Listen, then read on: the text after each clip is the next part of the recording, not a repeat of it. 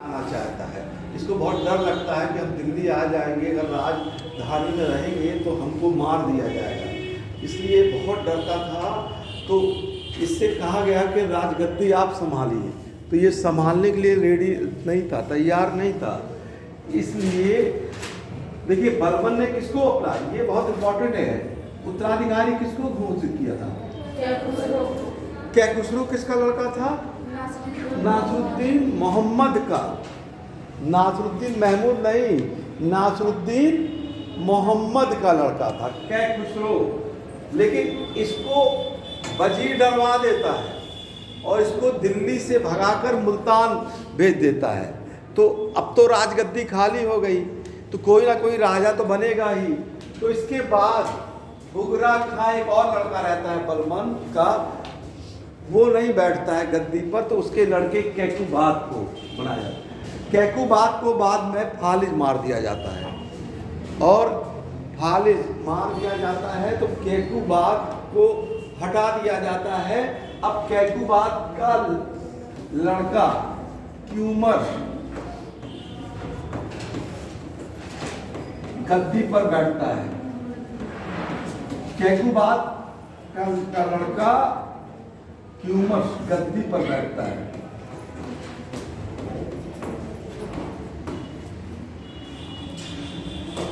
कैकुबात के का लड़का या पुत्र क्यूमर गद्दी पर बैठता है। कैकुबात को तो लकवा या फालिज मार दिया जाता है, इसलिए वो शासन नहीं कर पाता है। तो राजा तो बनाना जरूरी होता है, इसलिए क्यूमर्स को गद्दी पर बैठा दिया जाता है। अब लड़ाई हो जाती थी, ये छोटे छोटे राजा किसी काम के नहीं थे, इसलिए अनेक सरदार अनेक सेनापति आपस में भिड़ गए राजा बनाने के लिए। बाद में जलालुद्दीन खिलजी, जो खिलजी वंश का संस्थापक था, उसको कैकुबात ने, मंगोल आक्रमण होता था कि नहीं होता था, तो मंगोल आक्रमण से बचने के लिए जलालुद्दीन खिलजी, ये खिलजी लोग अफगानिस्तान से आए थे, खिलजी लोग, तो खिलजी को, जलालुद्दीन खिलजी को कैकुबात ने भर्ती किया था। कैकुबात ने जलालुद्दीन खिलजी को, बाद में जलालुद्दीन खिलजी ने, इसको सुन लीजिए, क्यूमर्स की हत्या कर दी और कैकुबात को एक चद्दर में लपेट कर यमुना नदी में फेंक दिया। दिल्ली में कौन सी नदी बहती है? यमुना नदी। तो यमुना नदी में कैकुबात को, क्योंकि ये किसी काम के तो थे नहीं, इसलिए इनको चद्दर में लपेट कर फेंक दिया गया। इनके जो लड़के थे क्यूमर्स, उसकी भी हत्या कर दी गई। तो इसी तरीके से जो बलबन का जो वंश है वो ख़त्म हो जाता है। 3 ही साल के अंदर 1287 ईस्वी में बलबन मरता है, 1287 ईस्वी में बलबन की मृत्यु होती है, और 1290 यानी 3 वर्ष के अंदर इनके 3 राजा छोटे छोटे बैठते तो हैं, लेकिन इनको हटा दिया जाता है। अंत में इनकी हत्या कर दी जाती है, और अब एक नया वंश आता है, क्योंकि जलालुद्दीन खिलजी आता है और नया वंश की स्थापना करता है, खिलजी वंश। इसको ऐड करते हैं कि आपने लिख दिया है।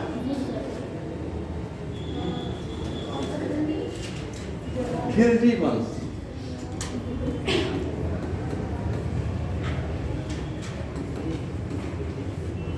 जलालुद्दीन खिलजी संस्थापक है सर, जलालुद्दीन खिलजी संस्थापक जी। इनका काल लिख लीजिए 1290 से 1296। खिलजी, हम इसको देखिए शॉर्ट में लिखवा रहे हैं, हम इनके खिलजी वंश का संस्थापक।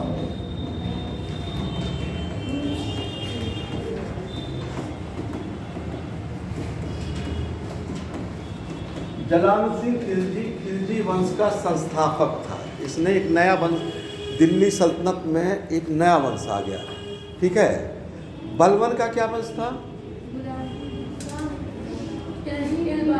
इल्बारी वंश, ठीक है। वंश हम पूछ रहे हैं, बलबन गुलाम तो था, ठीक है, गुलाम तो गौरी ने इल्तुतमिश को खरीदा, इल्तुतमिश को ने बलबन को लेके आया। तो ये एक दूसरे के गुलाम तो थे, लेकिन इनका जो वंश था वो इलबारी, ये खिलजी वंश के थे। तो खिलजी वंश का संस्थापक जलालुद्दीन खिलजी था। राजा जब गद्दी पर बैठता है तो वो राजअभिषेक, इसने भी राजअभिषेक किया लाल महल में अपना राजअभिषेक किया।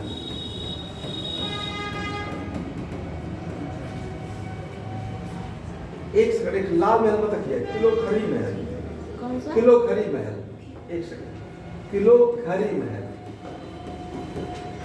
किलो खरी महल में अपना राजअभिषेक किया।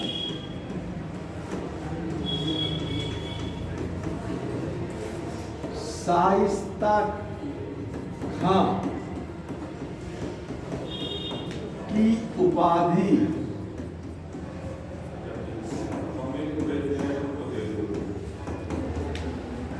कैकुबाद के द्वारा दी गई।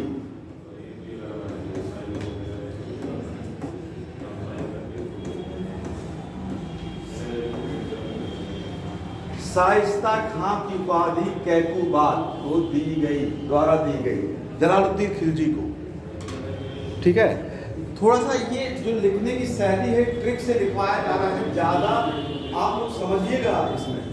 ठीक है, ये नोट्स है, नोट्स का मतलब जल्दी लिखना, क्योंकि आप मेन चीज़ ये लिख दिया, लेकिन अब ये जैसे ये तो मान लीजिए आपने लिख दिया, लेकिन क्वेश्चन ऐसे नहीं पूछता है, सीधे सीधे प्लस इजी पूछेगा। वो पूछेगा कि आखिर शाइस्ता की उपाधि क्यों दी गई थी, क्यों वाला क्वेश्चन जरूर आता है आईएएस में। आप ये सिंपल नहीं कि खिलजी वंश का संस्थापक कौन था, ये सब क्वेश्चन बहुत ईजी है, लेकिन आपसे जो पूछा जाएगा इसीलिए ये तो लिखवा ही दिया गया है। लेकिन आपको जो हम समझाएंगे वो क्यों वाला समझा रहे हैं कि क्यों मंगोल आक्रमण होता था, इसलिए जलालुद्दीन खिलजी की भर्ती की गई। शाइस्ता खां की इसको उपाधि कैकुबाद ने दे दी। जलालुद्दीन खिलजी बहुत ही क्या कहते हैं शांत स्वभाव का था। जब ये शासक बना तो इसकी उम्र 70 वर्ष की थी, 70 साल की उम्र में ये शासक बना। ये जब गद्दी पर बैठा तो इसके काल में एक छोटा सा विद्रोह हो गया, मलिक छज्जू का विद्रोह हुआ। इसको लिख लीजिए आप।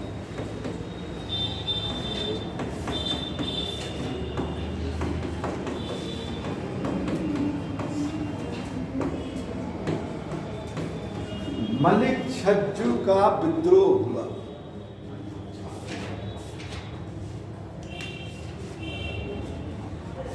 ये बलबन का भतीजा था। इसको पसंद नहीं था कि जलाल कोई दूसरा राजा बने, तो इसने विद्रोह कर दिया। इस विद्रोह को दबाने में जलालुद्दीन खिलजी के भी भतीजे का नाम अलाउद्दीन खिलजी था, उसने इस विद्रोह को दबा दिया और मलिक छज्जू को पकड़ लिया गया। लेकिन मलिक छज्जू को कोई सज़ा नहीं, ये बहुत शांत प्रिय था, इसने सज़ा नहीं दिया, इसने छोड़ दिया, क्योंकि ये सीधा था, शासक बहुत सीधा था। इसने अपने जितने भी थे लोगों को छोड़ देता था, इस सज़ा नहीं देता। इसको लिख दिया बोले सर, मलिक छज्जू कौन था? ये बलबन का भतीजा था। बलबन जो इसके पहले आप पढ़ा रहे थे ना, बलबन, ये बलबन का भतीजा था। ये नहीं चाहता था कि उस राजगद्दी पर कोई दूसरा वंश का राजा बने, वो स्वीकार नहीं कर रहा था इनको, इसलिए विरोध कर दिया। विरोध करने का मतलब ये होता था कि राजा सेनापति को फरमान देता था कि आप इधर जाइए, आक्रमण करिए। ये आज भी ऐसा ही होता है। जैसे एसपी है, अगर थानेदार से कहे कि आप जो है पुरानी बस्ती चले जाइए और 2 सेकंड के लिए वो नहीं जाता है तो उसको तुरंत एसपी लाइन हाजिर कर देगा। ठीक है, तो ये प्रशासनिक चीज़ें होती ना, तो उस समय भी सेनापति को ये कहा जाता था। ये कहाँ का सेनापति था? कड़ा मानिकपुर। कड़ा मानिकपुर ये आपका प्रयागराज या इलाहाबाद के पास पड़ता है। यहाँ का ये क्या था? प्रांतपति या सेनापति था। ये इसको ऑर्डर दिया गया था, इसने विरोध कर दिया, इसलिए इसको पर नियंत्रण स्थापित करने के लिए अलाउद्दीन खिलजी गया। जलालुद्दीन खिलजी सल्तनत काल का पहला ऐसा शासक था जिसके काल में पहली बार दक्षिण भारत पे आक्रमण हुआ, साउथ इंडिया पे। अभी तक देखिए सल्तनत काल का जो शासक था, पहली बार सल्तनत काल का कोई शासक था जो दक्षिण भारत में आक्रमण करने के लिए गया। और इसके काल में अलाउद्दीन खिलजी गया, लिख लीजिए, जलालुद्दीन खिलजी के काल में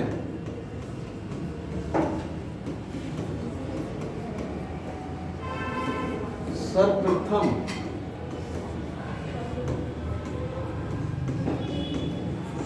दक्षिण भारत पर आक्रमण हुआ।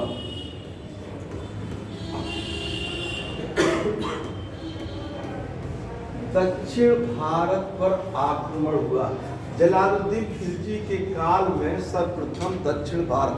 और ये आक्रमण करने के लिए इसका एक भतीजा था, उसका नाम था अलाउद्दीन खिलजी। वो गया दक्षिण, वो नर्मदा। ये IAS में कैसे क्वेश्चन पूछते हैं, एक बार ये पूछा गया था, ऐसे ही हम आपको बताते हैं कैसे घुमाते हैं क्वेश्चन। हमने तो आपको लिखवा दिया दक्षिण भारत, आपने तो लिख दिया दक्षिण भारत, लेकिन उसने ऐसा नहीं पूछा क्वेश्चन। उसने पूछा कि वो कौन सा शासक था जिसने सर्वप्रथम दिल्ली से कि नर्मदा नदी को पार कर आक्रमण किया। ठीक है, तो कहने का ये मतलब है जहाँ नर्मदा नदी बहती है वहीं से दक्षिण भारत, ये देखिए बीचों बीच से, यहाँ से ये महाराष्ट्र का और ये मध्य प्रदेश, यहाँ से पार कर वो गया, दक्षिण भारत पर गया। वहाँ पर दक्षिण भारत में एक वंश था, देवगिरी राज्य था। देवगिरी राज्य पर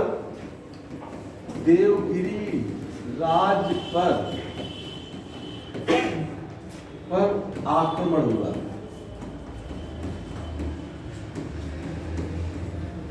देवगिरी राज्य पर आक्रमण हुआ इसके काल में।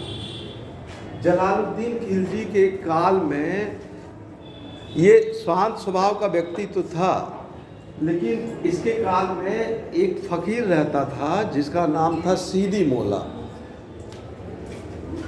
जलालुद्दीन खिलजी के काल में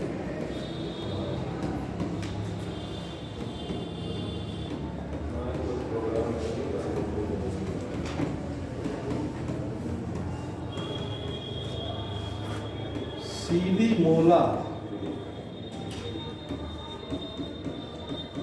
नामक फकीर की हत्या कर दी गई।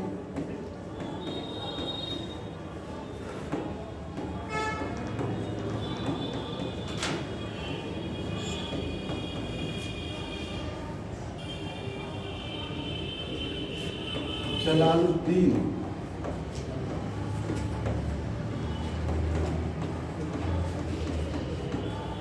खिलजी के समय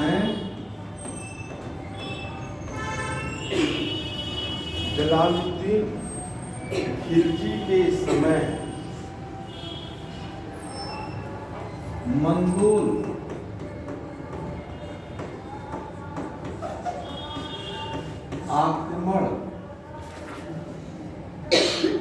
आक्रमणकारी नेता का नाम अब्दुल्ला खां था।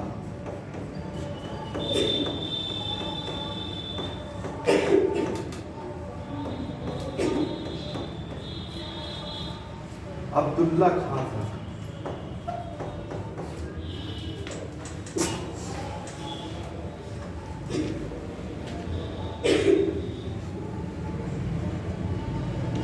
तो आप लोग थोड़ा 15 मिनट और रुक जाया कीजिए, 20 मिनट आराम। नहीं, समय नहीं है ना, बहुत लोग का समय नहीं। दूर जाओ। चलिए ठीक है, कोई बात नहीं, उसका हम निकालेंगे। जहाँ जहाँ जो है एक्स्ट्रा है वो हम बताएंगे। फिलहाल इसको देख लीजिए, ये दो चीज़ लिखी हैं। एक फकीर रहता था सीदी मौला, इसकी हत्या इसलिए कर दी कि जलालुद्दीन खिलजी के लड़का था, 3 उसके लड़के थे, खान खाना, अरकली खां और कद्र खां। तो जलालुद्दीन खिलजी को लोगों ने ये बताया कि तो आपको गद्दी से उतारा जा रहा है, आपके लड़के को गद्दी पर बैठाया जाएगा। इसी शक के आधार पर एक फकीर था ईरान का, सीदी मौला की हत्या करवा देता है जलालुद्दीन। उसको ये लगता है कि ये षड्यंत्र कर रहा है। तो ये कारण हो गया। मंगोल लोग हमेशा पीछे से आक्रमण कर रहे थे। मंगोल आक्रमण की शुरुआत इल्तुतमिश के काल से है तो होता है, लेकिन जब इल्तुतमिश के बाद लगातार आक्रमण, इसका नेता अब्दुल्ला खां था। ठीक है, कल हमने आपको बताया था कि बलबन के खिलाफ भी मंगोल आक्रमण किया था। कौन था उसका नेता? कल ही दिखाया है। देखिए यही क्वेश्चन आएगा, ये यही मतलब कहने का मतलब इसी तरह पूछते हैं कि कौन, आप सब पढ़िए, लेकिन यही पूछेंगे कि बलबन के खिलाफ जिसने आक्रमण किया मंगोल, उसका नेता का क्या नाम था? तिमूर, हमने लिखवाया होगा। ठीक है, ये भी पूछा जा चुका है। देखिए जलालुद्दीन खिलजी के अब्दुल्ला खान ने आक्रमण कर दिया, इसको ऐड कर लें। अब आक्रमण तो किया, लेकिन इस आक्रमण से कोई नुकसान नहीं हुआ। उल्टे बहुत से मंगोल बस गए, यहीं पे भारत में ही बस गए, और उन मंगोलों को जो भारत में बस गए उनको नवीन मुसलमान कहा जाने लगा। लिख लीजिए, जलालुद्दीन खिलजी के काल में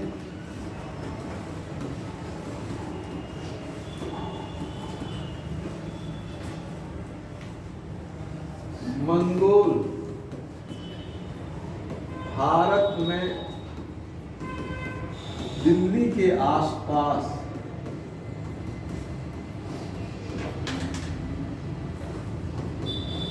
बस गए।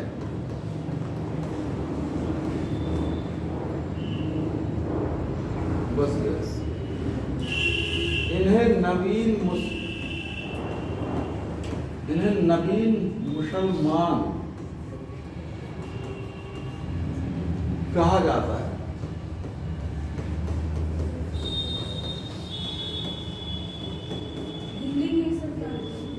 दिल्ली के आसपास फैले गए, और ये मंगोलपुरी, और आज भी दिल्ली में आप लोग जाएंगे वो स्थान मंगोलपुरी के नाम से फेमस है।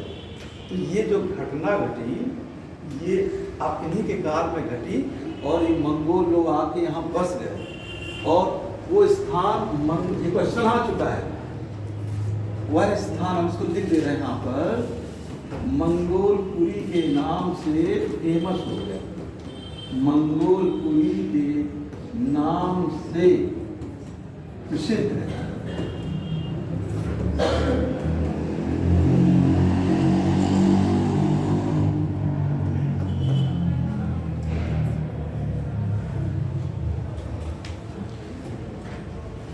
इतना आपने लिख लिया। जलालुद्दीन खिलजी जैसा शासन कर रहा था, बहुत शांत स्वभाव था। उसका जो भतीजा था उसका क्या नाम था? अलाउद्दीन खिलजी। वो बहुत षड्यंत्रकारी था। वो ये चाहता था, वो मौका ढूंढ रहा था कि कभी ना कभी जो है मुझको गद्दी पर बैठना है, उसको ये अवसर मिलता है। तो अलाउद्दीन खिलजी, पहले हम आपको कहानी बता रहे हैं, फिर लिख दे रहे हैं, ध्यान से सुनिएगा। अलाउद्दीन खिलजी ने जलालुद्दीन खिलजी को बिना बताए दक्षिण भारत पर आक्रमण करने के लिए चला जाता है। दक्षिण भारत में जो हम आपको देवगिरी, वहाँ पर वो चला जाता है, और वहाँ बहुत सा धन लूटता है, और जलालुद्दीन खिलजी को इस बात का पता नहीं चलता है। बाद में इसको पता चल जाता है जलालुद्दीन खिलजी को। तो जलालुद्दीन खिलजी को जब ये बात पता चलती है कि अलाउद्दीन खिलजी ने उसको बिना बताए, तो उसने कुछ कहा नहीं, क्योंकि वो भतीजा था। हमने पहले ही बताया कि बड़ा शांत स्वभाव का था। तो अलाउद्दीन खिलजी एक षड्यंत्र करता है, अपने चाचा को बुलाता है, और कि वो उससे मिलना चाहता है। तो उल्टा ये कहता है कि जलालुद्दीन खिलजी उसके पास चला है। एक राजा ने गलती यही कर दी, वो बता रहा है कि हमारे पास चले आइए। उसके वजीर का नाम था अहमद चप। उसने जलालुद्दीन खिलजी से कहा कि आप मत जाइए, आप राजा हैं, आप उसको बुलाइए, आपके पास सेना है। तो उसने जलालुद्दीन खिलजी ने मना कर दिया, कहे नहीं हम ही मिलने जाएंगे।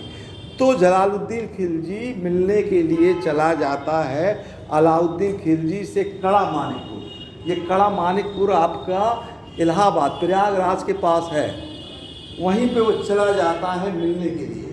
जब मिलने के लिए जाता है तो सैनिक साथ में रहते हैं। अलाउद्दीन खिलजी यहाँ भी षड्यंत्र करता है और क्या कहते हैं, सैनिकों को और हथियारों को अलग करवा दिया जाता है और बाद में मिलता है। और उसी मिलने के दौरान ही अलाउद्दीन खिलजी जलालुद्दीन खिलजी की हत्या करवा देता है कड़ा मानिकपुर में। ठीक है, ये कहानी थी, इसको आप लोग लिख लीजिए कि अलाउद्दीन खिलजी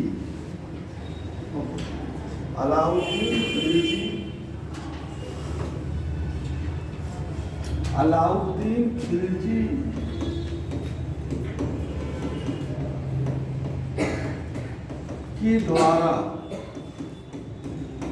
कड़ा मानिकपुर में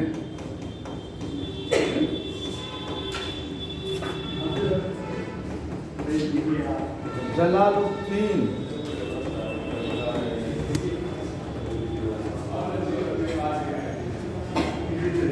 खिलजी की हत्या कर दी जाती है।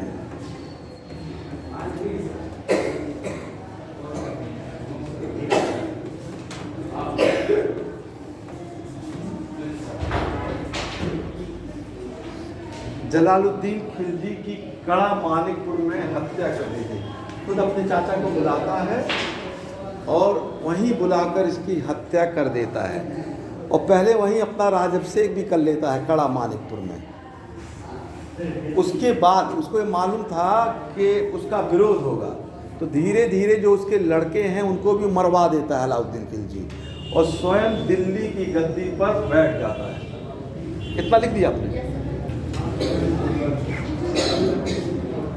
अब गद्दी पर बैठता है अलाउद्दीन खिलजी।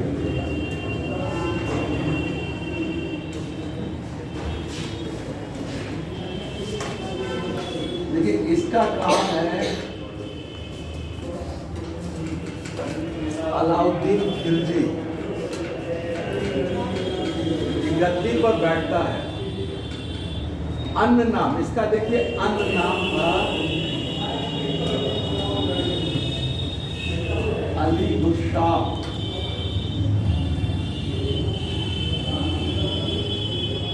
एक अन्य नाम उपाधि अलाउद्दीन खिलजी उपाधि दिया सिकंदर द्वितीय। सिकंदर द्वितीय की उपाधि इसने डाला।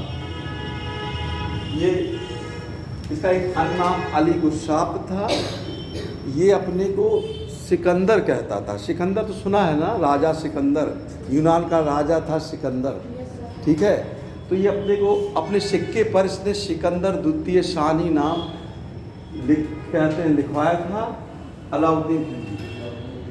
अलाउद्दीन खिलजी देखिए, किसी राजा के बारे में जब हम लोग इतिहास पढ़ते हैं तो 4 चीज़ होती है। ठीक है, पहला उसका राजनीतिक इतिहास,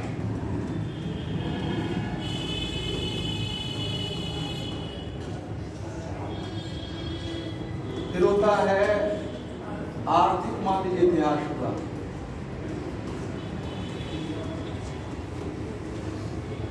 धार्मिक इतिहास,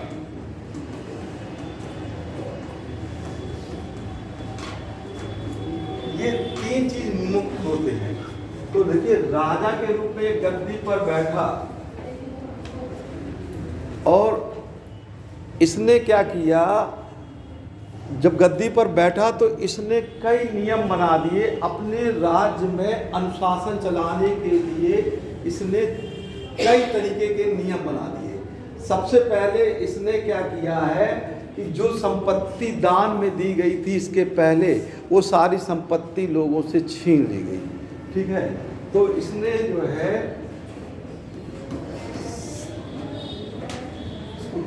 दान में दी गई संपत्ति दान में दी गई संपत्ति, दान में दी गई संपत्ति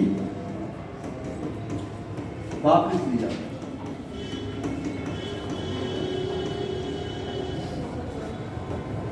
लोगों के मेल जोल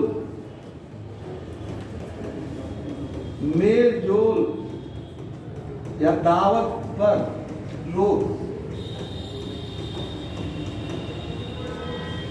लोगों के मेल जोल या दावत पर इसने क्या कर दिया, रोक लगा दिया। क्यों लगा दिया?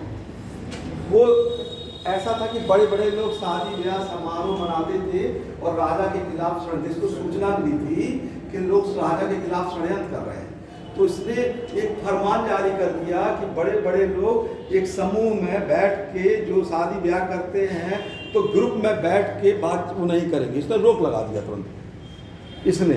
अगर ऐसा उसको भय था क्योंकि इसने गुप्तचर विभाग की स्थापना की। गुप्तचर विभाग की स्थापना इसने की। इसके जो गुप्तचर है वो सूचना राजा को देते थे कि लोग षड्यंत्र ना करें, इसलिए इसको पता चल गया तो इसने मेल जोल लोगों के रोक लगा दिया।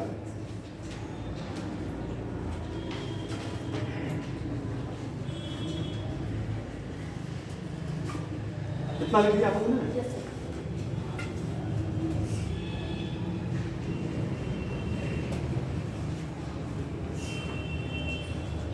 इसके खिलाफ देखिए, अब ये राजा, इसके पहले जितने भी राजा हम लोग पढ़ रहे थे वो राजा की सोच इतनी ज़्यादा विकसित नहीं थी। ये साम्राज्य विस्तार चाहता था, यानी कई क्षेत्र जीतना चाहते थे।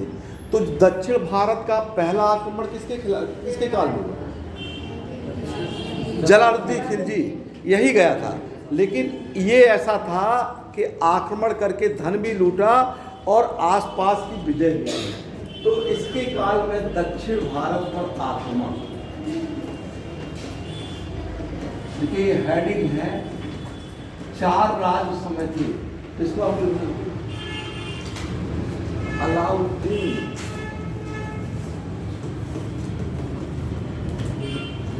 खिलजी के सेनापति मलिक काफूर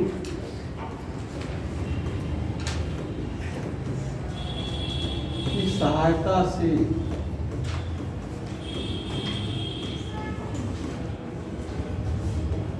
दक्षिण भारत की विजय की।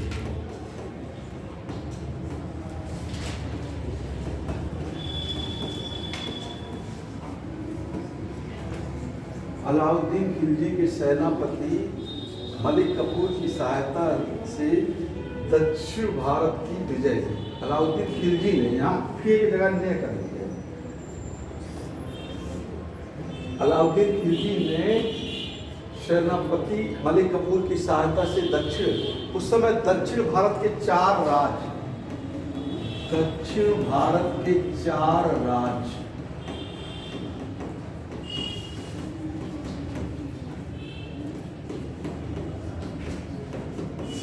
देवगिरी,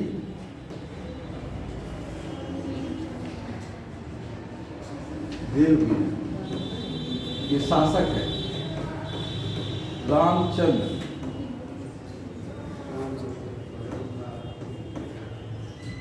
वारंगल,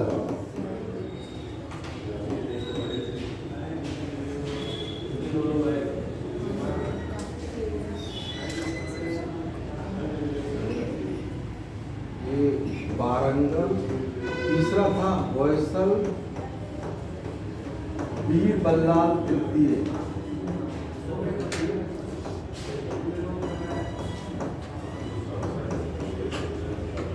और चौथा राज था पांड्य राज। यहाँ 2 राज्य शासक थे, वीर पांड्य एवं सुंदर पांड्य।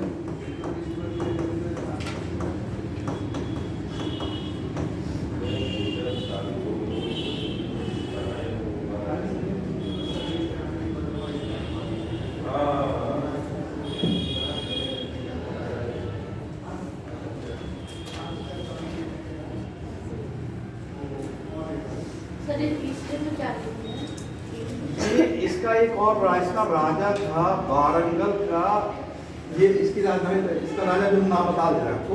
देखिए ये राजा थे, दक्षिण भारत पर ये आक्रमण करने, अब आप लोगों ने लिख दिया, कितना लिख दिया?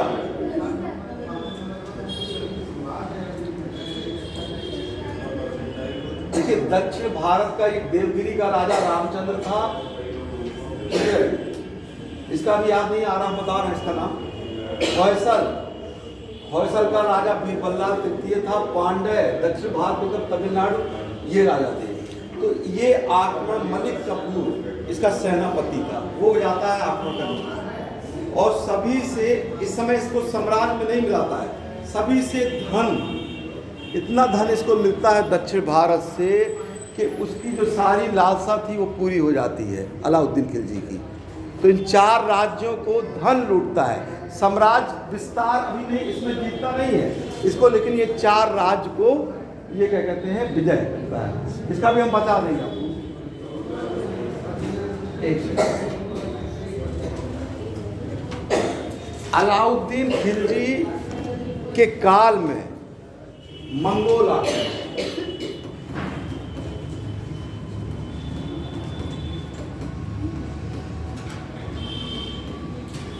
इसको लिख लीजिए, अलाउद्दीन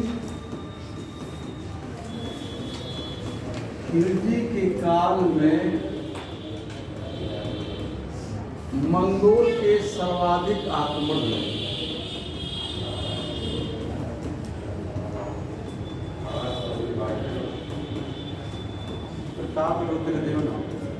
प्रताप रुद्रदेव द्वितीय, ठीक है, हाँ, प्रताप रुद्रदेव सेकंड, वो वारंगल का शासक था। प्रताप रुद्रदेव द्वितीय, प्रताप रुद्रदेव द्वितीय ये वारंगल का शासक था। अलाउद्दीन खिलजी के काल में मंगोल के सर्वाधिक आक्रमण हुए। मंगोल आक्रमण से सेनापति जफर खां मारा जाता है।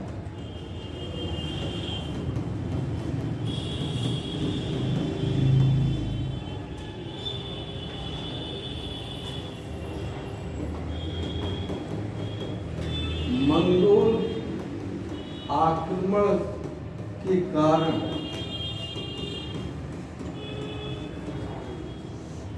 सीरी को नई राजधानी बनाई जाती है।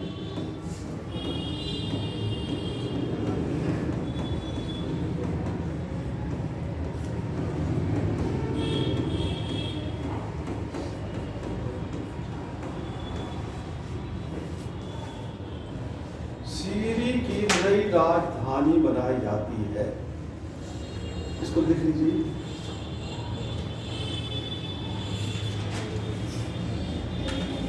मंगोल आक्रमण, इसने लिख दिया इसको। देखिए अब इसको समझ लीजिए, अलाउद्दीन खिलजी के काल में सर्वाधिक मंगोल आक्रमण होते हैं। करीब 5 ऐसे लीडर हैं जो आक्रमण करते हैं मंगोल। इसी मंगोल आक्रमण के कारण अलाउद्दीन खिलजी का एक सेनापति जफर खां रहता है, वो युद्ध में मारा जाता है। और अलाउद्दीन खिलजी को अपनी सुरक्षा के लिए सीरी में, दिल्ली के पास ही सीरी था, वहाँ पर राजधानी बनाना पड़ता है। तो ये मंगोल आक्रमण सर्वाधिक होते हैं। बाद में लिख लीजिए, अलाउद्दीन खिलजी ने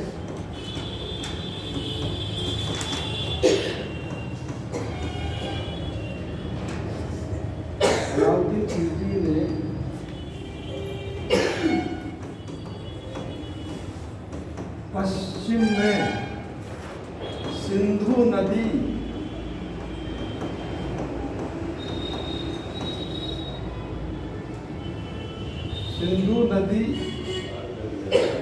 के पास, सिंधु नदी के पास एक किले का निर्माण कराया।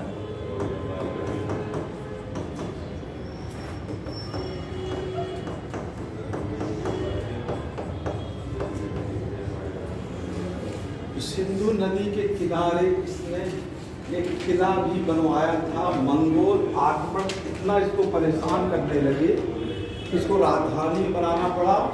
लेकिन अगर ये पूछ लिया जाए कि मंगोल आक्रमण के समय सबसे पहले किस शासक ने किला बनवाया था?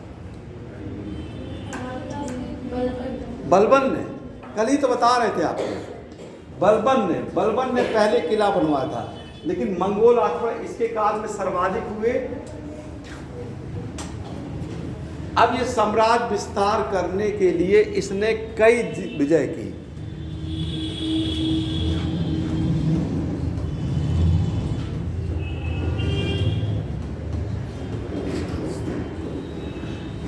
इसने कई विजय की। इसकी देखिए इंपॉर्टेंट विजय कुछ बता रहे हैं। 1297 ईस्वी में गुजरात विजय की।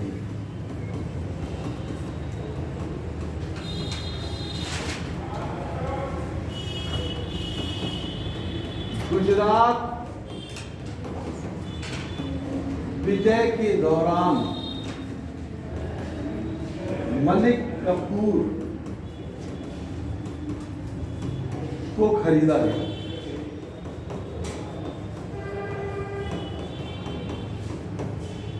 गुजरात जब विजय थी तब मलिक कफूर को अलाउद्दीन खिलजी ने मलिक कफूर को खरीद लिया।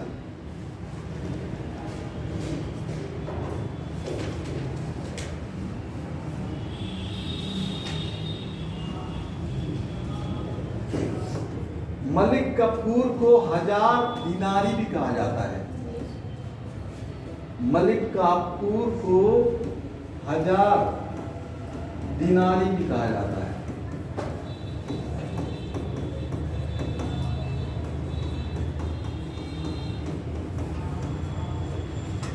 मलिक कफूर को 1000 दिनारी भी कहा जाता है। 1299 में रणथंभौर की विजय हुई। रणथंभौर की विजय 1299 ईस्वी में रणथंभौर की विजय हुई। इसको लिख लिया। देखिए ये जो रणथंभौर कहाँ पे है?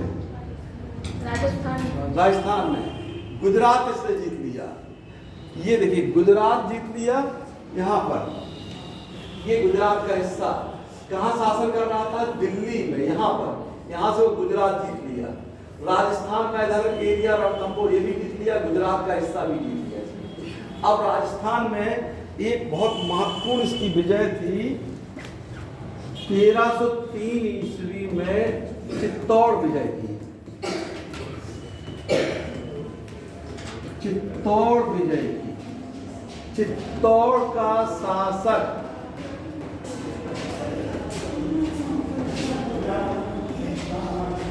राजा रतन सेन था। रतन सेन था एवं उसकी पत्नी का नाम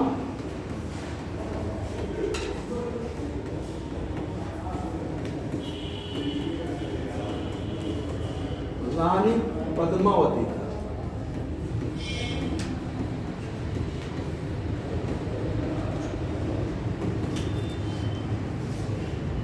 रानी पद्मावती था।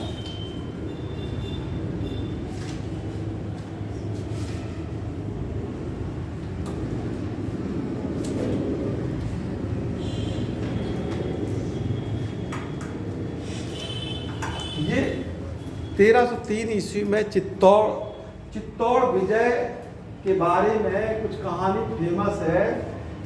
इसमें एक किताब लिखी गई थी पद्मावत। किसने लिखी थी? मलिक मोहम्मद जायसी ने एक किताब लिखी थी। ये तो बाद में लिखी थी, पद्मावत। इसी पद्मावत के आधार पे ही एक कहानी लिखी गई थी कि अलाउद्दीन खिलजी जब चित्तौड़ का आक्रमण करने का उद्देश्य था, वहाँ की जो रानी थी पद्मावती, उनके कारण वो आक्रमण करने के लिए वहाँ जाता है, लेकिन किले को नहीं जीत पाता है। तो इसलिए वो कुछ षड्यंत्र करता है कि अगर रानी का चेहरा शीशे में दिखा दिया जाएगा तो उसकी सेना जो है किले के बाहर जो खड़ी है वो बाहर चली जाएगी। तो ये षड्यंत्र करता है। राजा रतन सेन जब बाहर आता है और शीशे में आईने में दिखाता है, लेकिन इसी बीच में इस षड्यंत्र करके किले को जीतने का प्रयास किया जाता है और किला जीत लिया जाता है। और बाद में ऐसा माना जाता है कि रानी पद्मावती जोहर करके अपनी जान दे देती हैं, ऐसा माना जाता है। और कहीं कहीं ये भी लिखा है कि राजा रतन सेन को पकड़ लिया जाता है, कैद करके ले जाया जाता है। और जब तक रानी पद्मावती को अलाउद्दीन खिलजी के पास नहीं भेजा जाता है, इसी शर्त पर राजा रतन सेन को कैद में रखा जाता है। तो वैसा छल अलाउद्दीन खिलजी ने किया है, वैसा ही रानी पद्मावती के भी द्वारा किया जाता है। और धोखे से किसी दासी को बेचकर राजा रतन सिंह को छुड़ा दिया जाता है। तो ऐसी कहानियाँ मिलती हैं कि अलाउद्दीन खिलजी जो है, जो चित्तौड़ पर आक्रमण किए, वो रानी पद्मावती के कारण किए। तो 1303 ईस्वी में ये इनकी महत्वपूर्ण विजय है चित्तौड़ की। इसके बाद उन्होंने और भी विजय की, मालवा का विजय किया, आगे और भी विजय की। अब आगे अलाउद्दीन खिलजी के क्या कहते हैं, राजस्व व्यवस्था उन्होंने शुरू किया। क्या किया, इसको ऐड करते हैं। देखिए उनकी राजस्व व्यवस्था, राजस्व व्यवस्था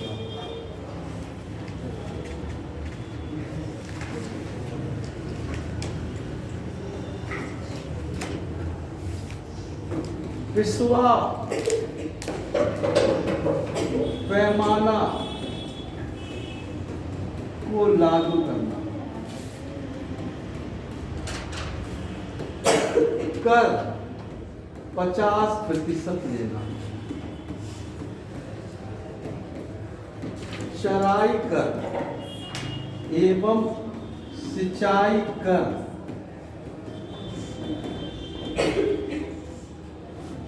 एवं सिंचाई कर तथा गृह कर लागू करना।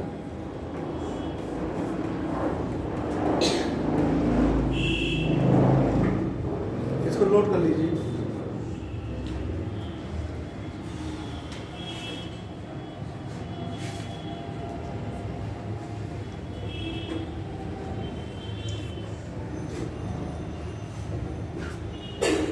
चराई कर एवं सिंचाई कर तथा गृह कर, ये लागू करना।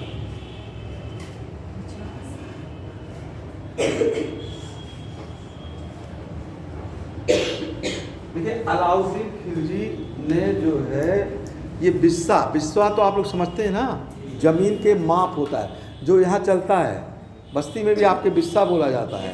तो ये बिस्वा पैमाना लागू करने वाला कौन था, अलाउद्दीन खिलजी।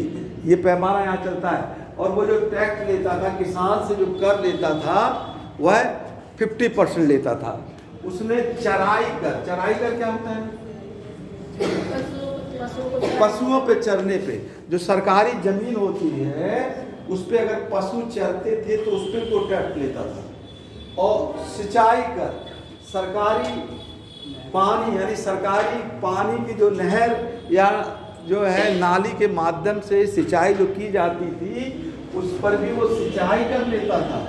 और हाउस टैक्स, गृह कर, ये लिया जाता है। ठीक है, ये गृह कर राजस्व व्यवस्था था, इसने ये लागू कर दिया था। लिख लीजिए, अलाउद्दीन खिलजी ने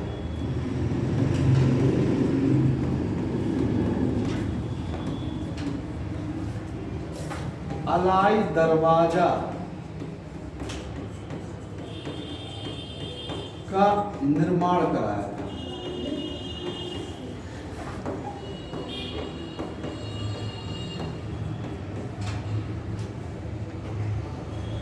यहाँ देखो, सैनिकों को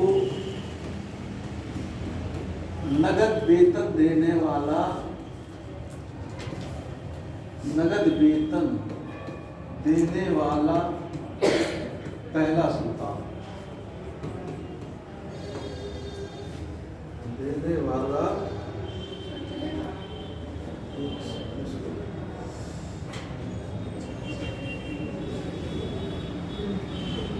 पहला सोना।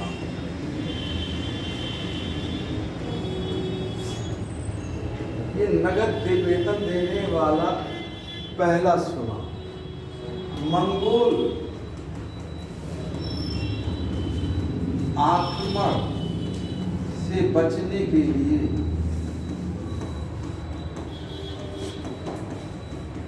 स्थायी सेना की व्यवस्था की।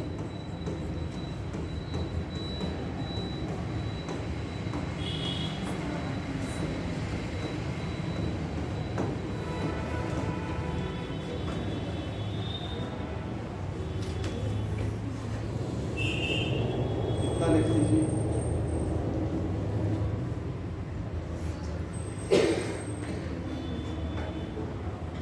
अब इसमें आप लोगों को सबको समझ में आ गया? हमने लिखा, आपने जो बोले समझ में आ गया? Yes sir. किसी कंफ्यूजन है? जैसे ये अलाइ दरवाजा का होता है। आप बताइए तो स्थायी सेना क्यों रखा उसने?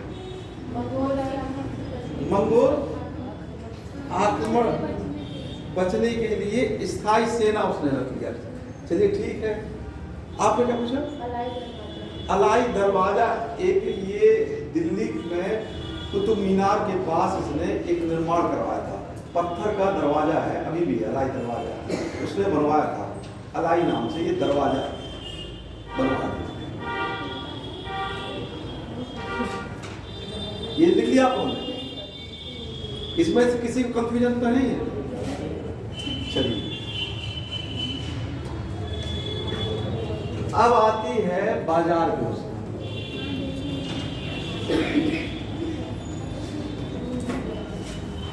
बाजार व्यवस्था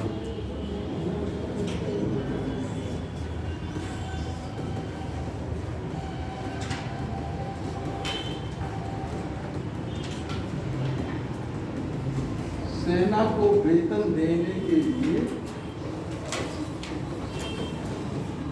बाजार व्यवस्था बनाई।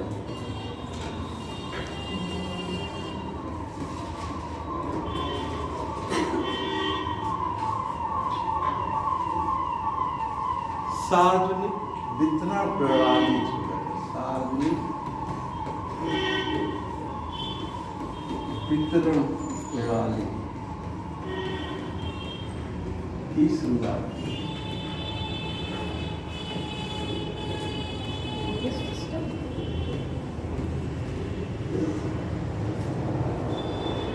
सार्वजनिक वितरण प्रणाली की शुरुआत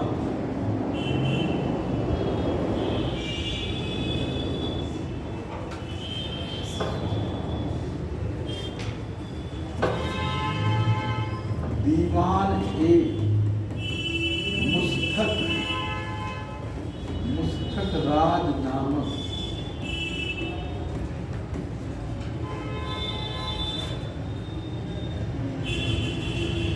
विभाग का निर्माण कराया।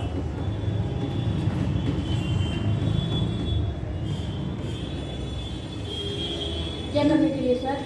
बता रहे हैं, आप नोट कर लीजिए। इतना नोट कर लीजिए तो बताते हैं इसको। दीवान मुस्तक राज नामक निर्माण इसने किया जो है। दीवान मुस्तक राज नामक एक नवीन विभाग की स्थापना इसने की। देखिए, हमने बताया अभी सैनिक क्यों रखे गए थे? मंगोल आक्रमण। जब सेना रखे गए थे तो उनको सैलरी देने की समस्या आ गई कि अब पैसा कैसे दिया जाए। हमने लिखवाया है कि वो नकद वेतन देता था, जैसा आज मिलता है। तो नगद वेतन देने के लिए उसने क्या किया? क्या अपनाया? बाजार व्यवस्था अपनाया। बाजार व्यवस्था अपनाया। और सार्वजनिक वितरण प्रणाली। सार्वजनिक वितरण प्रणाली का मतलब समझते हैं आप लोग? क्या है? जो भी सामान। कभी नाम सुना है इसका? हाँ सर, अभी क्या है सार्वजनिक वितरण प्रणाली? क्या है? जो मतलब वस्तुएं होती है, दैनिक वस्तुएं या जरूरतमंद की वस्तुएं, उसको मार्केट में उतार के लोगों को बेचना सरकार प्रोवाइड कराती है, लोग खरीदते हैं। कौन कराता है? गवर्नमेंट सरकार करती है। जहाँ देखिए सार्वजनिक लिखा रहे उसका मतलब गवर्नमेंट से होता है, सरकार या राजा से। सार्वजनिक वितरण डिस्ट्रीब्यूशन सिस्टम, इसको जो है पब्लिक डिस्ट्रीब्यूशन सिस्टम है, पीडीएस है, ठीक है। इसको अंग्रेजी क्या है, अभी भी आप देखते हैं पीडीएस पब्लिक डिस्ट्रीब्यूशन सिस्टम है, ये सार्वजनिक वितरण प्रणाली होती है। अभी भी आप देखते होंगे कि सरकार जो लोग बीपीएल हैं, गरीब हैं, उनको अनाज देती है ना, देती है कि नहीं देती है? उसको सार्वजनिक वितरण प्रणाली, राशन कार्ड बनता है ना, तो जो राशन कार्ड बनता है उसमें सरकार अनाज मुहैया कराती है। तो वही इसने क्या किया कि जो अनाज था, क्या कहते हैं, पूरे राज्य का, उसका उसने रेट निर्धारित कर दिया, खुद खरीद कर, और लोगों को बिकवाना शुरू कर दिया। इसलिए कि लोग इसका क्या कहते हैं, सरकार ये क्यों करती है, अनाज खरीद कर क्यों बेचती है? अरे एक खरीदती है ना, एक रेट पे खरीदती है, गेहूं का भी रेट है, धान का भी रेट है, खरीद लेती है। क्यों खरीदती है? क्योंकि उससे किसान जो बाजार में जो मूल्य वो क्यों खरीदती है? नहीं मालूम है। जो बाजार में वस्तुओं की कीमतें हैं सर, उसका उतार चढ़ाव ज़्यादा है। अगर नहीं खरीदेगी तो किसान लोगों को पैसे की आवश्यकता पड़ती है। जो व्यापारी हैं, मान लीजिए आपकी बस्ती के व्यापारी हैं, वो गांव पहुंच जाएंगे, वो जो गेहूं 1000 रुपये में 1 कुंटल में ले लेंगे, ठीक है। तो किसान को तो मजबूरी है, तो किसान, सरकार, अभी आप इकोनॉमिक्स पढ़ रहे थे ना, आप देखिएगा हर साल एक सार्वजनिक एक रेट घोषित करती है कि गेहूं इतने में खरीदा जाएगा किसानों की रखवाली के लिए।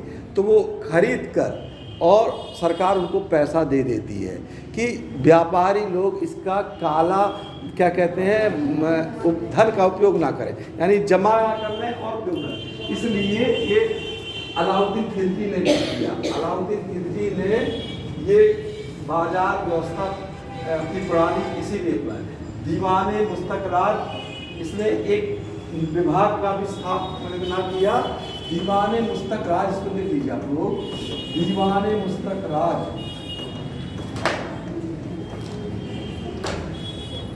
आय एवं व्यय की देखरेख करने वाला विभाग था, देखरेख करने वाला विभाग था।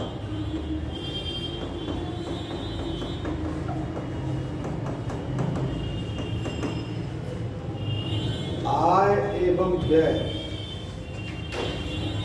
देख रेख करने वाला विभाग था ये।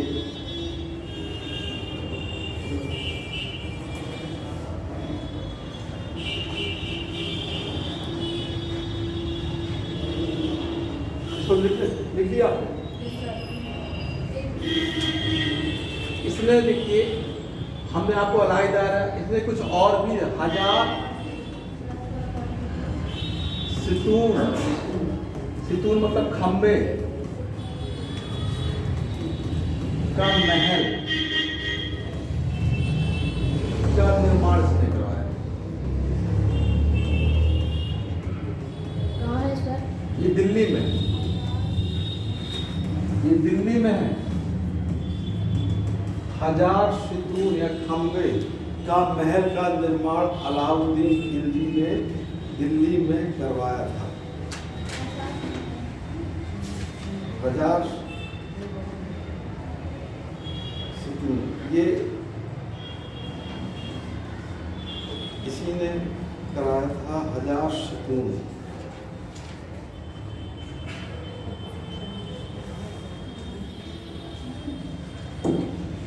लिख लीजिए।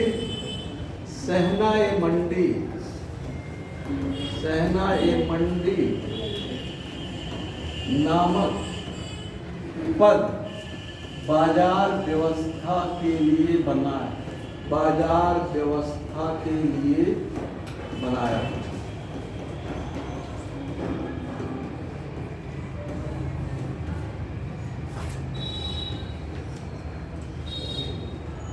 बाजार व्यवस्था के लिए बनाया था इसने।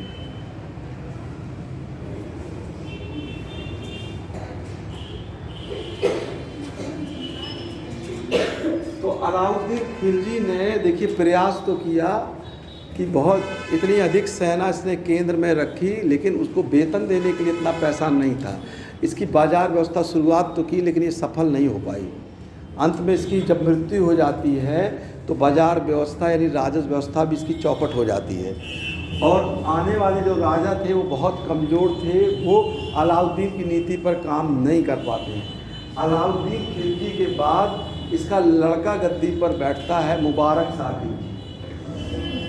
मुबारक शाह खिलजी सर इसकी हत्या होती है या तो स्वयं मर जाता है, ये हत्या नहीं होती है, स्वतः ही इसकी मृत्यु हो जाती है, इसकी हत्या नहीं होती है। इसके बाद इसके लड़के रहते हैं, आपस में लड़ाई तो होती है, लेकिन गद्दी पर अंत में मुबारक शाह खिलजी, इसका लड़का जो रहता है, वो दिल्ली की गद्दी पर बैठ जाता है। 1316 से 4 ही साल इसका काल रहता है, 1316 से 1320। मुबारक शाह खिलजी ये स्वयं को खलीफा घोषित किया, स्वयं को खलीफा घोषित किया।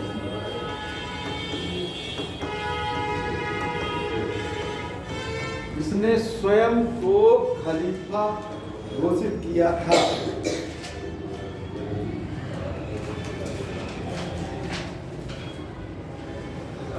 इसकी उपाधि थी खिलाफत उल लह, खिलाफत उल लह की उपाधि धारण किया।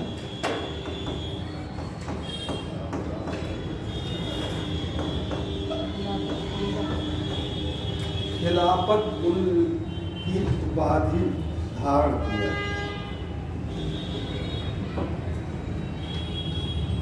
ये राजा गद्दी पर तो बैठता था, लेकिन ये अनुशासित नहीं था, बड़े महल में दौड़ा करता था, कहीं नृत्य करने लगता था, तो इसलिए लोग इससे परेशान हो गए, इसके मंत्री भी परेशान हो गए और कई विरोधी गुट इसके लिए तैयार हो गए। इतना लिख लिया आपने?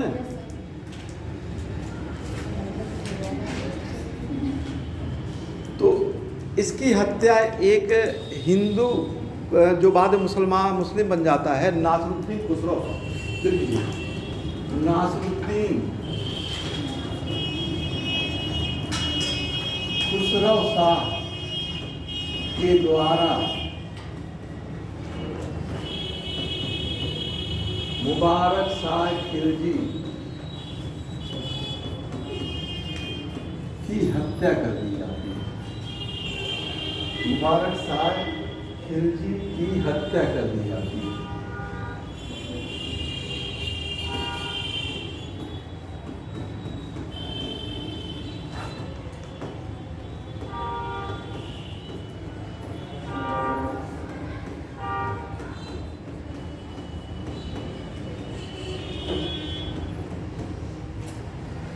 मुबारक शाह खिलजी के द्वारा इसकी हत्या कर दी जाती है। सॉरी, नासिरुद्दीन खुसरो शाह के द्वारा। नासिरुद्दीन खुसरो शाह खुद गद्दी पर तो बैठता है, नासिरुद्दीन खुसरो शाह अब गद्दी पर तो बैठा ही,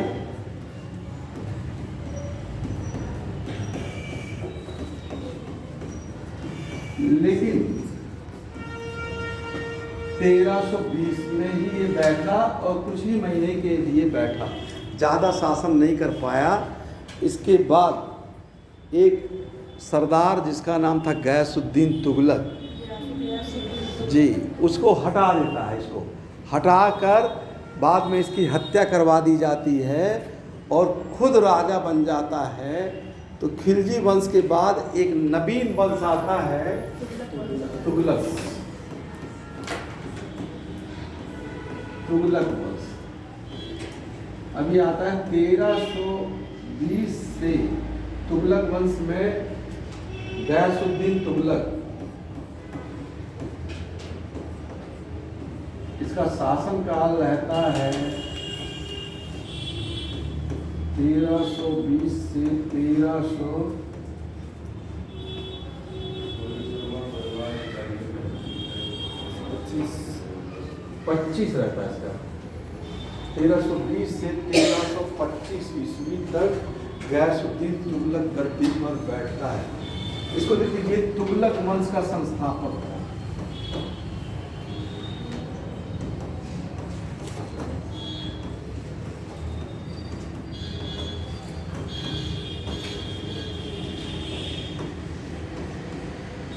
ये तुगलक वंश का संस्थापक था गैसुद्दीन तुगलक। लिखिए आप लोग, लिख लीजिए आराम से लिख लीजिए। ये गैसुद्दीन तुगलक वंश का संस्थापक था।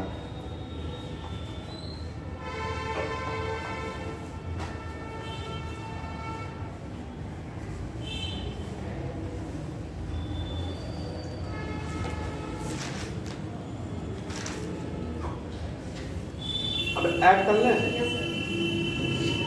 देखिए, अलाउद्दीन खिलजी थोड़ा सा क्रूर शासक था, थोड़ा निरंकुश शासक था। निरंकुश शासक कौन होता है? अंकुश नहीं, जो किसी की बात ना माने।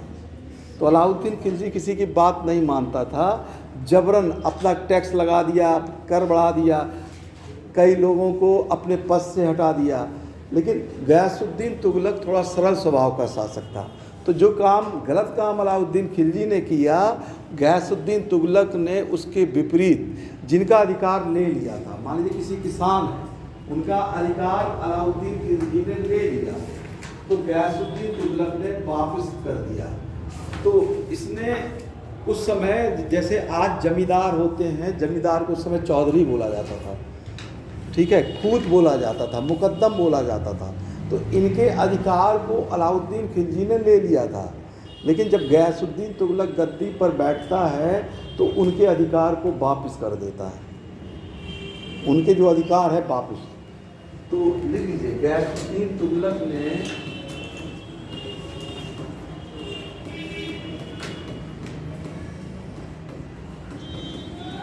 खूत, मुकद्दम एवं चौधरी के अधिकार पुनः वापस किए,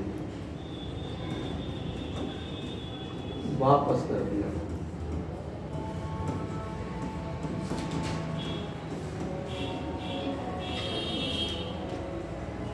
पुनः लिख लीजिए, पुनः वापस कर दिया। जो अधिकार उनके थे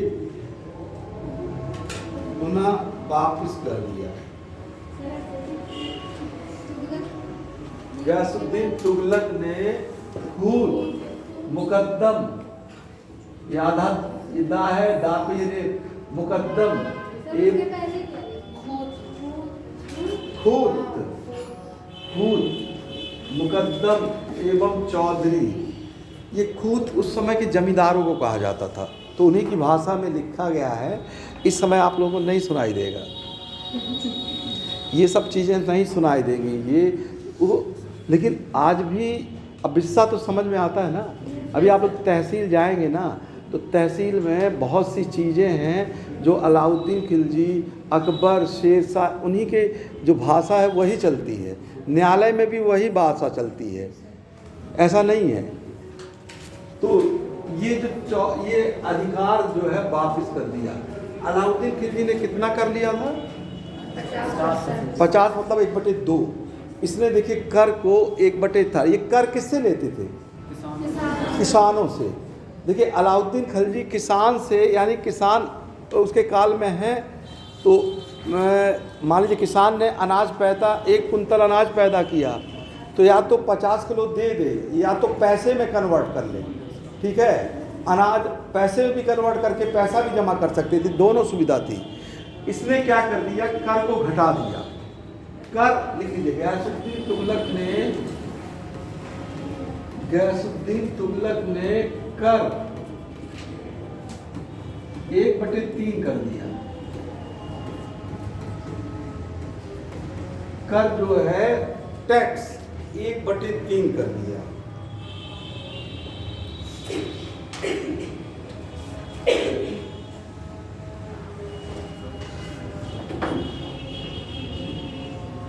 हम देखिए एक चीज लिखाना भूल गए। अब देखिए यही ना, अलाउद्दीन ने एक और चीज शुरू की थी, डाक प्रणाली। दाग व्यवस्था।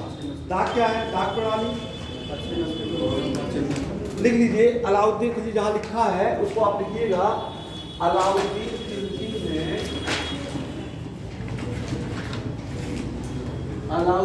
खिलजी ने दाग प्रणाली की शुरुआत की थी।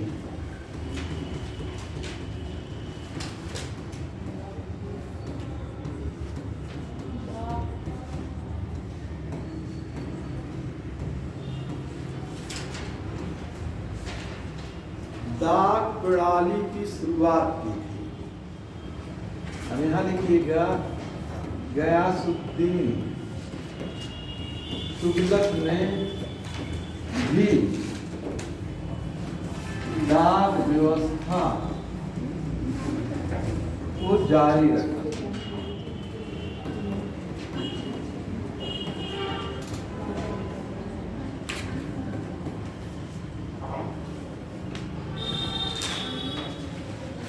ये दाग प्रणाली क्यों जा रही थे? दाग प्रणाली क्या थी?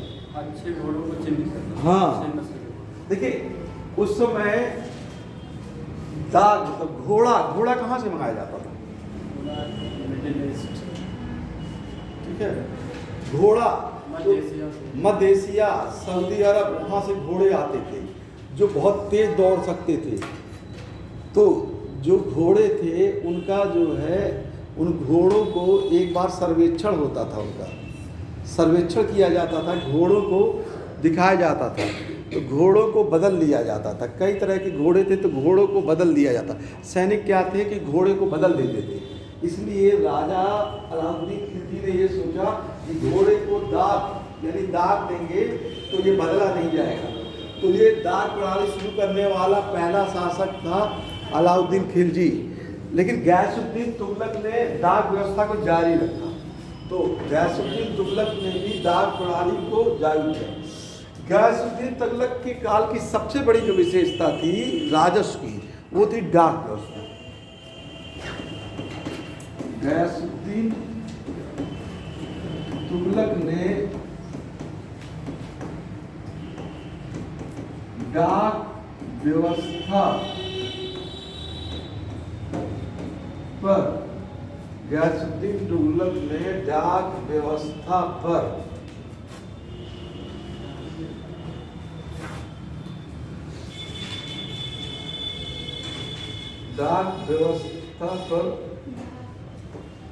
विशेष प्रभाव जमाया था। इसको ऐसे विशेष डाक व्यवस्था।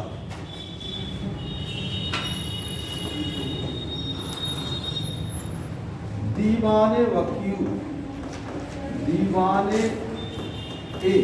वकूफ नामक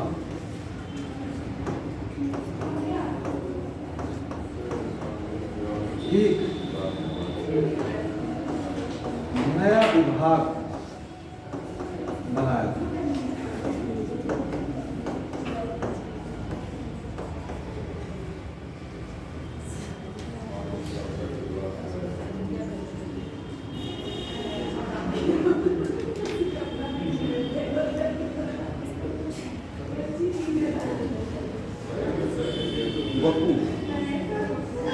ये दीवाने वकूफ नामक एक नया विभाग बनाया था।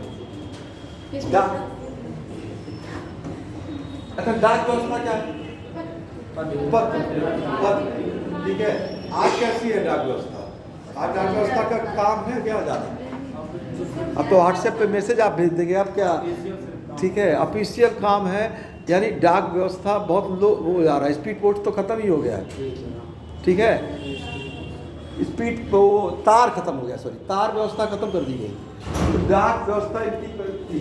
इन्होंने एक विभाग बनाया, दीवाने वकूफ, पत्रों की देखभाल करने के लिए। जो पत्राचार होते थे उस समय भी पत्राचार होते थे, तो दीवाने ए वकूफ नामक एक विभाग बनाया था जो पत्राचार। तो अब इसको यही रोकते हैं क्योंकि 18 एक पेज हो गया है। ठीक है, आगे बताएंगे जब आप वो आएगा। लिखिए आप ये वकूफ कैसे बता देते हैं? एक सेकंड इसे बता देना। दीवानी ये देखिए पत्राचार होता था, पत्राचार है। मान लीजिए आप जिलाधिकारी को पत्र लिखिए तो आपका पत्र जाएगा तो वो पत्राचार क्या सीधे जिलाधिकारी देखेंगे क्या? नहीं ना, तो कौन देखेगा? वहाँ पे आप जाएंगे जब जिलाधिकारी कार्यालय तो जाएंगे, वहाँ डाक में जो पत्राचार छापेगा और आपका जो एप्लीकेशन आप कोई शिकायत या कुछ करते हैं तो डीएम या कोई है तो जाएंगे वो देखेगा और डीएम को सिर्फ बताया जाएगा कि ये शिकायत है, ये है। उसको बाद में एक बैठता उनका पीआरओ बताएगा कि ये शिकायत आई, ऐसी ऐसी शिकायत है, ठीक है। तो वैसे ही ये विभाग होता था, राजा नहीं उसमें कुछ करता था, तो ये विभाग बनाया जाता था कि राजा को सहायता देने के लिए। तो जैसे दीवाने मुस्तक राजा को क्या इसमें पड़ी, जैसे आपके प्राइम मिनिस्टर हैं वो इस समय कहाँ होंगे, उनको क्या करना है नहीं, उनका जो विभाग है वो काम कर रहा है, उनको लास्ट में बताया जाता है कि ये चीज़ें हैं। तो वैसे ही उस समय जब राजा बैठते थे तो उनका डिपार्टमेंट होता था, अलग अलग डिपार्टमेंट होता था। आप लोग पढ़ते समय प्रेजेंट तो है, तो आज से तुलना करेंगे तभी समझ में आएगा। आज भी वही चीज़ हो रही है लेकिन तकनीकी रूप से आज ज़्यादा डेवलप है, बस यही अंतर है, ठीक है। उस राजा ने जड़ तो करा दिया, आज ज़्यादा पारदर्शिता है, आज ज़्यादा वो है। तो वैसे ही तो ये देखिए आज आपको थोड़ा सा रिवीजन कर देते हैं।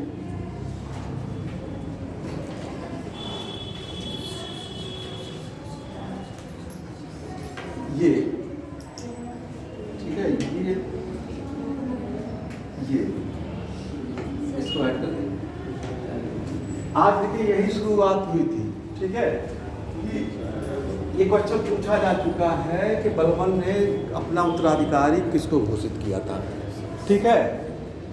पूछा जाता है क्वेश्चन कि किसको, कौन सा राजा विकलांग हो गया था जिसको इसको किस नदी में फेंक दिया था, यमुना नदी, ठीक है। अंतिम राजा जरूर पूछा जाता है, ये जरूर अंतिम शासक, ठीक। ये इसमें देखिए ये बहुत इम्पोर्टेंट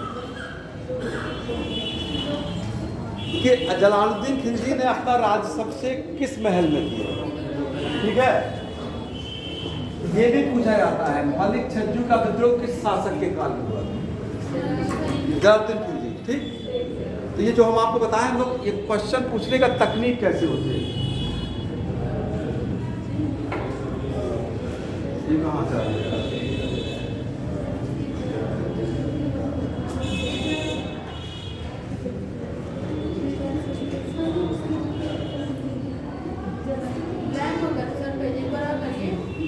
एक बार और भी तो किया, अच्छा ये, हाँ अच्छा, ये जलालुद्दीन खिलजी आ गया। चलिए जलालुद्दीन, ये क्वेश्चन जरूर आता है कि दक्षिण भारत पर आक्रमण किस राजा के काल में पहली बार हुआ, ठीक है। ठीक, ये आप लोग मालूम हो गया।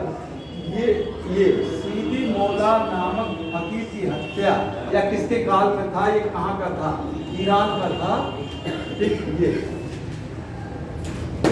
मंगोल आक्रमण का नेता ये जाता है। चलिए नवीन मुसलमान, ये जरूर पूछा जाता है कि नवीन मुसलमान किसके काल में आकर बस गए थे, जलालुद्दीन खिलजी, ठीक है।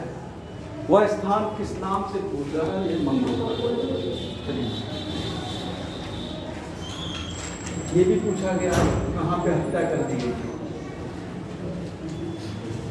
अलाउद्दीन खिलजी उपाधि तो पूछा ही जाता है, उसने अपना संपत्ति बाप के लोगों से मेल जोल दावत, ये गुप्तचर विभाग की स्थापना की, तो पूछा ही जाता है।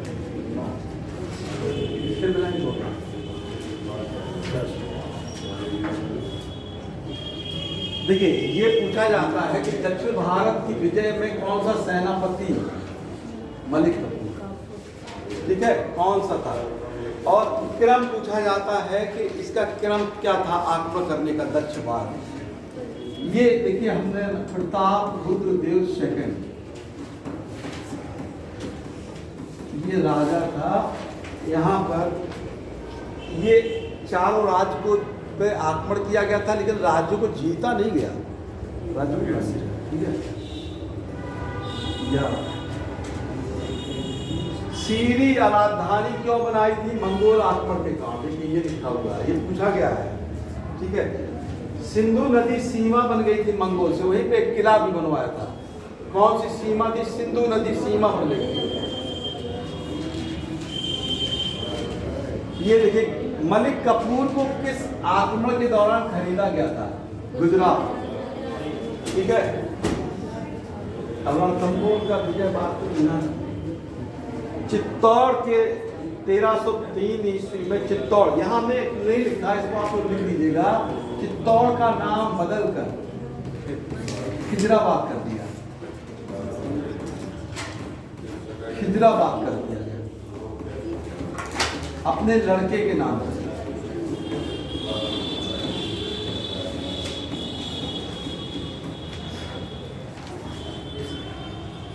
चित्तौड़ का नाम बदलकर खिजराबाद कर दिया गया।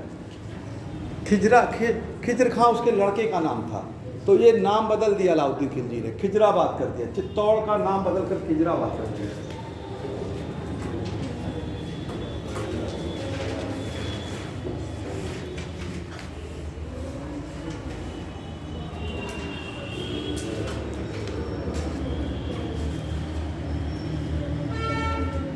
देखिए, स्थायी सेना रखने वाला पहला सुल्तान, ये क्वेश्चन आता है, ठीक है। विस्ता पैमाना किसने किया?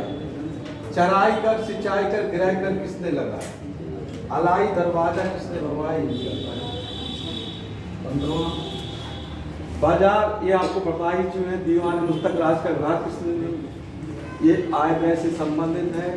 पब्लिक डिस्ट्रीब्यूशन सिस्टम पीडीएस, सार्वजनिक वितरण प्रणाली कौन ने? 16। सेना ए मंडी नामक पद बाजार व्यवस्था के लिए बनाया गया था। एक ये पद, ये एक अधिकारी की नियुक्ति की गई थी सेना की, जो बाजार व्यवस्था की देखी। अब आता मुबारक खां खिलजी, ये फिर हमने आपको गैस नसरुद्दीन खुसरो साहब, उसके बाद गैसुद्दीन तुगलक संस्थापक था। अंतिम ये खत्म हो जाता है। ये अधिकार वापस कर दिया, डाक व्यवस्था को जारी किया। डाक व्यवस्था का विशेष था इनका, और दीवान बना, ठीक है। तो ये आज आपको गैसुद्दीन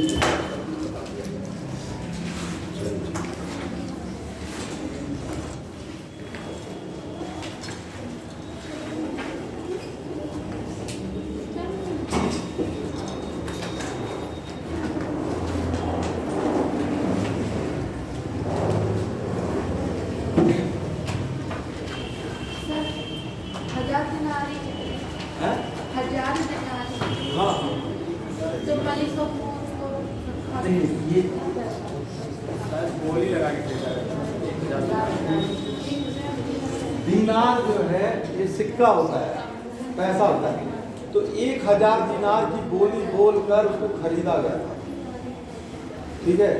गुजरात की विजय के दौरान खरीदा गया था, इसलिए मलिक कफूर को 1000 दीनार ही कहा जाता है, ठीक है।